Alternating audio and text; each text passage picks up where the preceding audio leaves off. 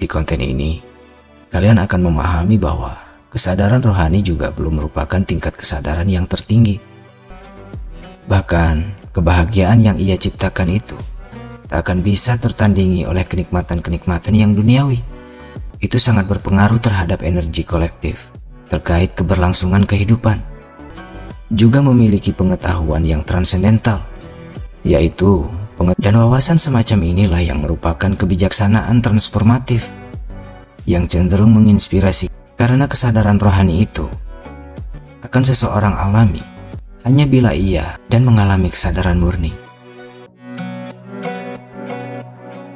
Sobat bijak, tempo hari kita sudah bahas secara garis besar tentang 3 dimensi kesadaran yang merupakan kesatuan kesadaran yang dialami manusia pada umumnya, yaitu kesadaran duniawi, jasmani, dan kesadaran jiwa. Dan kita juga sedikit menyinggung tentang dimensi kesadaran astral dan mistikal. Dan mungkin ke depan, dimensi-dimensi kesadaran itu akan aku elaborasi secara lebih mendalam. Itu pun bila dipandang perlu. Tapi untuk saat ini, mari kita perluas dulu pemahaman tentang dimensi kesadaran yang lebih tinggi, yaitu kesadaran rohani. Sobat bijak, kalau di videoku yang terdahulu, aku pernah menjelaskan bahwa kebangkitan rohani itu belumlah kesadaran rohani. Maka sekarang pun di konten ini, kalian akan memahami bahwa kesadaran rohani juga belum merupakan tingkat kesadaran yang tertinggi. Ketahuilah, pada dimensi kesadaran ini, seseorang baru saja mengalami ketidakmelekatan pada dimensi-dimensi kesadaran yang lebih rendah, termasuk hasrat-hasrat yang berkembang sebagai sifat alaminya.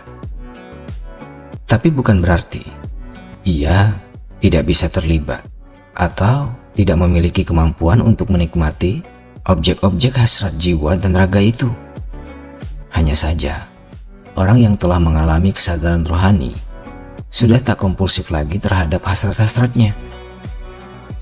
Karena ia menyadari adanya dampak, maka ia pun menjaga jarak. Dan karena ia tahu bahwa sensasi-sensasi yang ditimbulkannya itu tidaklah abadi, yang justru hanya akan menguras energi, ia pun sadar untuk membatasi dan mengendalikan diri. Maka ia pun hanya merespon hasrat-hasrat itu bila dipandang perlu, yang itu pun bukan untuk memuaskan dirinya, melainkan hanya untuk sekedar menghargai dan mengimbangi lingkungannya. Karena meskipun ia tak memperoleh kenikmatan jiwa dan raga itu, ia pun bisa tetap tenang dan seimbang, tidak kebingungan seperti orang-orang yang kompulsif. Karena ia mengetahui cara tersendiri untuk menciptakan kenikmatan dan kebahagiaan di dalam dirinya sendiri, yang itu pun tak membutuhkan objek-objek stimulan eksternal. Bahkan kebahagiaan yang ia ciptakan itu tak akan bisa tertandingi oleh kenikmatan-kenikmatan yang duniawi. Karena itulah, ia pun otomatis menjadi orang yang bijaksana, termasuk mampu berlaku adil. Karena ia tak akan tergiur oleh gratifikasi apapun dan dari siapapun, meski itu bentuknya harta benda, tahta, ataupun hanya sekedar pengakuan dan sanjungan saja. Dan tidak juga ia akan memihak pada siapa-siapa, kecuali pada keseimbangan saja. Karena ia tahu bahwa keseimbangan adalah perwujudan dari kebenaran. Dan itu sangat berpengaruh terhadap energi kolektif terkait keberlangsungan kehidupan. Maka keseimbangan itulah yang lebih patut ia prioritaskan. Selain itu, orang yang telah mengalami kesadaran rohani juga memiliki pengetahuan yang transendental, yaitu pengetahuan yang melampaui pemahaman intelektual. Pengetahuan yang ia peroleh bukan melalui persepsi panca indera ataupun olah logika, melainkan persepsi yang intuitif, yang merupakan suatu bentuk kecerdasan yang terhubung dengan memori semesta, yang cenderung mentransmisikan wawasan yang signifikan gunanya dalam peningkatan evolusi kesadaran dan keberlangsungan hidup yang transenden. Karena itulah, orang yang telah mengalami kesadaran rohani otomatis memiliki sudut pandang yang seimbang, yang tidak diskriminatif, dan pemahaman mendalam tentang hakikat realitas, yang secara garis besar meliputi wawasan tentang ketidakkekalan suatu fenomena dalam dimensi jiwa dan raga. Ini terkait dengan kebenaran tentang siklus kelahiran, kehidupan, dan kematian. Juga kebenaran tentang sifat ataupun hasrat. Kebenaran tentang ekosistem hidup dan kehidupan. Juga kebenaran tentang energi, serta tiadanya diri yang mandiri. Dalam arti, setiap diri yang menghidupi suatu jasmani, baik itu tumbuhan, hewan, ataupun manusia, adalah saling membutuhkan, yang siklusnya akan terjaga dengan indah bila berlangsung dalam keseimbangan. Dan wawasan semacam inilah yang merupakan kebijaksanaan transformatif, yang cenderung menginspirasi kita untuk mencari jalan pembebasan dari siklus kelahiran, kehidupan, dan kematian itu.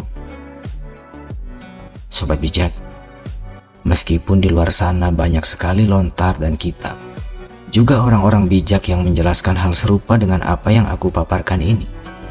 Tapi bukan berarti dengan membaca, mendengar, dan memahami semua itu, seseorang lantas mengalami kesadaran rohani. Mereka mungkin akan terinspirasi sampai mengalami kebangkitan rohani, tapi belum mengalami kesadaran rohani. Karena kesadaran rohani itu akan seseorang alami hanya bila ia telah terlepas dari keterikatannya terhadap dimensi-dimensi kesadarannya yang lebih rendah. Maka dengan demikian, pemahaman-pemahaman itu pun akan bermunculan secara berangsur-angsur seiring dengan meningkatnya level kesadaran rohani itu. Makin meningkat vibrasi energinya, makin meningkat pula kesadarannya, dan makin jelas pula instruksi-instruksi yang ia butuhkan untuk mencapai dimensi kesadaran yang lebih tinggi. Sobat bijak, meskipun kesadaran rohani bukanlah dimensi kesadaran yang paling tinggi, tapi dimensi kesadaran ini merupakan aspek yang sangat penting dalam langkah kita menuju realisasi diri sejati dan mengalami kesadaran murni, yang elaborasinya akan kita bahas lagi lain kali. Sobat bijak, terima kasih sudah menyimak dan sampai jumpa.